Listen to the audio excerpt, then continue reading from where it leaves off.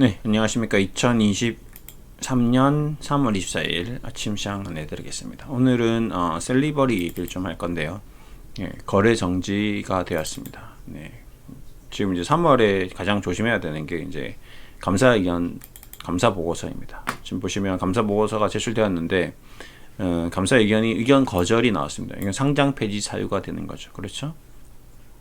계속기업 존속 불확실성 사유 해당 여부 해당. 그러니까 계속 기업으로서의 존속이 불확실하다. 이 불확실성이 발생된 겁니다. 네. 그 다음에 자산 총계, 그 다음에 부채 총계, 자산이 갑자기 엄청 줄어들었네요. 그렇죠? 자본이 또 많이 줄어들었습니다. 당기순이익이 일단 급증했네요. 그렇죠? 당기순이익이 급증했고, 죄송합니다. 당기순이익이 적자가 급증했습니다. 제가 표현을 잘못했네요. 그래서 이제 이 적자의 폭이 너무 컸고, 그 다음에 뭐 이제 감사 의견이 거절이 나오는 경우에는 뭐 다양한 경우가 있습니다. 뭐 자산이 원래 없는 데 있다고 했거나, 아니면 너무 부풀렸거나, 아니면 뭐 너무 축소했거나, 다양한 얘기가 나올 수 있습니다. 특별한 게 왜 그런지에 대해서는 내용이 안 나와 있네요. 어떤 사유로 인해서 감사 의견을 거절했는지, 자본 잠식률, 법인세 비용 차감, 영업 손실. 일단 영업 손실이 제일 큰 게 좀 해당되는 것 같습니다. 보시면 이제 저도 여러분들께 이제 재무에 대한 교육도 했었고, 재무제표에 대한 얘기도 많이 드렸는데, 지금 보시면 이 셀리버리의 매출 이익 구조입니다. 근데 일단 바이오 기업은 일단 기본적으로 계속 투자를 해야 되니까 단기 순이익이 좋아질 수는 없죠. 근데 이게 말도 안 되게 이게 손실이 이제 큰 거죠. 650억. 예. 점점 확대되는 겁니다. 네. 뭐 대출을 받아서 부채 총계 볼까요? 예. 부채도 너무 커지고 그렇죠? 네, 부채에 대한 이자. 근데 이 부채에 대한 이자라고 하더라도 아무리 비용이 발생한다 하더라도 이제 이렇게 되면 좀 곤란한 거죠. 예. 영업이익률, 예. 부채 비율, 자본 총계. 예. 자본금 650이면 뭐 거의 자본이 다 사라질 정도의. 그리고 이게 2022년이고, 네, 이제 2023년 1분기 뭐 어떻게 될지 모르겠으나 뭐 거의 매달 근데 이렇게 될 수 있죠. 그러니까 이러면 이제 여기서 이제 유상증자를 하거나 뭔가 회사를 살릴 수 있는 방안을 마련해야 되는데 이제 그것도 안 나오고 회사 접는 거죠. 근데 이제 이렇게 접을 때 보면 근데 이 회사 규모가 너무 큰데 이게 3천억짜리면 너무 큰데 그리고 보시다시피 셀리버리라는 종목이 뭐 하루아침에 있었던 종목이고 지금 코로나 때도 똑같거든요. 예. 10만원까지 갔던 주식입니다. 근데 6천원 끝났거든요.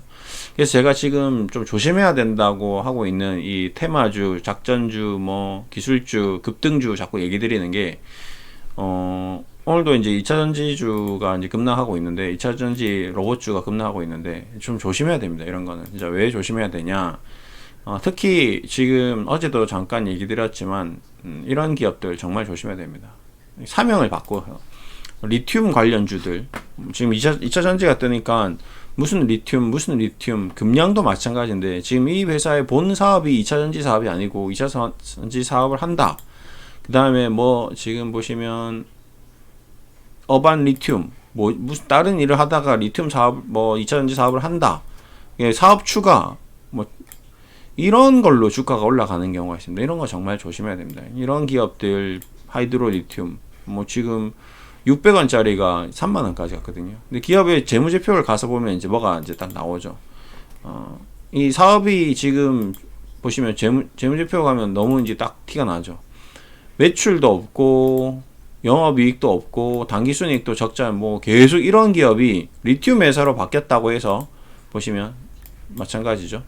주가가 급등하고 시가총액이 폭등합니다. 이런 기업들이 나중에 꼭 사고를 칩니다. 예, 주가가 과거에도 뭐 코로나 관련돼서 코로나 치료제 너도 나도 다 개발한다고 막 나왔었죠. 결국 어떻게 됐습니까? 지금 난리도 아니거든요. 예, 3천원짜리가 3만원 가고, 예. 어바니튬, 하이드로리튬 보십시오. 이 말도 안 되거든요. 그러니까 정상적으로 2차 전지를 사업을 해서 잘 되는 기업들은 상관이 없으나 그 외에 막 갑자기 뭐 2차 전지 사업을 하겠다, 뭐 공장 투자하겠다, 뭐 하겠다 해서 올라가는 주식들은 좀 조심해야 된다. 그다음에 사명을 바꾸는 기업들은 좀 조심해야 된다. 예, 이제 상장 폐지 시즌입니다. 예, 굉장히 좀 조심해야 될 기업들이 있다라는 거 꼭 기억하시고, 너무 급등주, 테마주 이런 것들에 집중하셔가지고 뭐 소액으로 뭐 짧게 이렇게 들어간다 하더라도 갑작스러운 급락을 대처할 수가 없거든요. 좀 오늘도 보면 급등 출발했다 급락해버리면 대처가 불가능합니다. 예, 그런 것들은 좀 조심하시고, 그 다음에 또 중요한 게 이제 대주주 지분을 꼭 봐야 됩니다.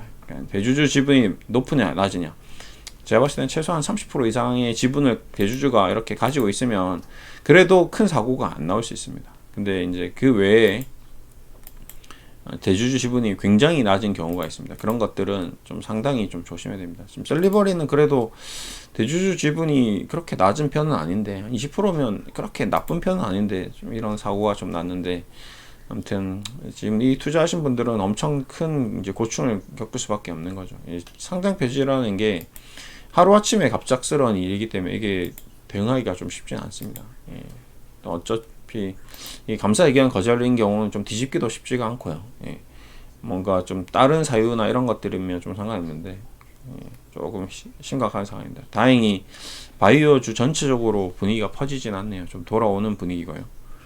또 그 외에도 뭐 지금 급락하는 주식들은 낙폭 과대주로 잡는 그런 뭐 한가 따라잡기 핫다 뭐 이런 것들은 안 하시는 게 좋습니다. 지금 시즌은 그런 시즌이 아닙니다.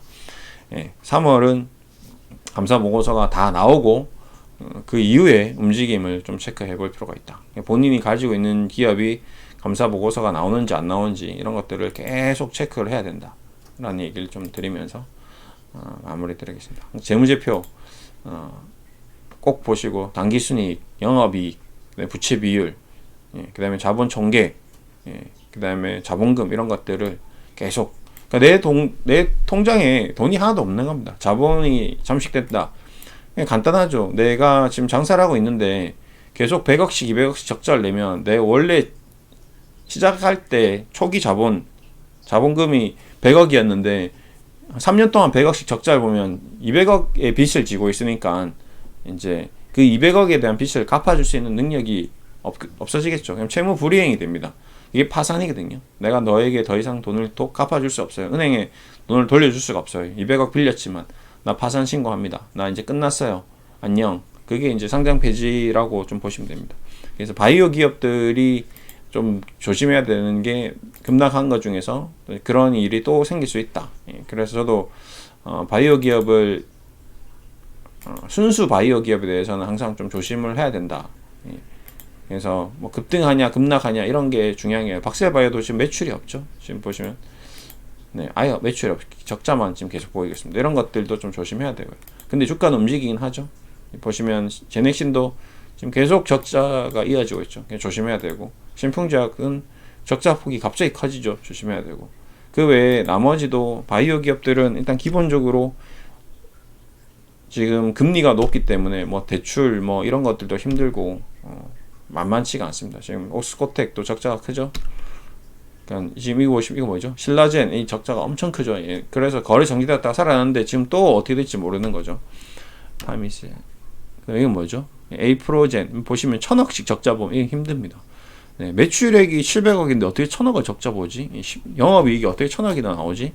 이런 것들이 괜히 나오는 게 아니거든요. 이런 것들은 많이 떨어졌다, 낙폭 과대주다 라고 생각하지 마시고 좀 조심해야 됩니다. 셀리버리 지금 600억 적자폭이 점점점 확대되죠. 이게 뭐죠? 헬릭 스미스 얘도 지금 서울대 뭐 얘기는 있지만 실적으로 아무런 성과가 없죠. 예, 조심해야 되는 기업이 있습니다. 예. 항상 이 매드팩터 이것도 지금 적자가 너무 크죠. 매출 하나도 없는데 이런 것들은 뭐 갑작스러운 비상사태가 나올 수 있기 때문에 비중 조절도 해야 되고, 절대 내 돈의 전부를 바이오제에 몰빵하는 그런 우를 범하시면 안 됩니다. 메지온 보시면 적자가 상당히 크죠. 예, 이런 것들에 대해서 항상 경계의 대상, 항상 우리가 유비무환 조심을 해야 됩니다. 네, 오늘 요 얘기 드리면서 마무리하겠습니다. 감사합니다.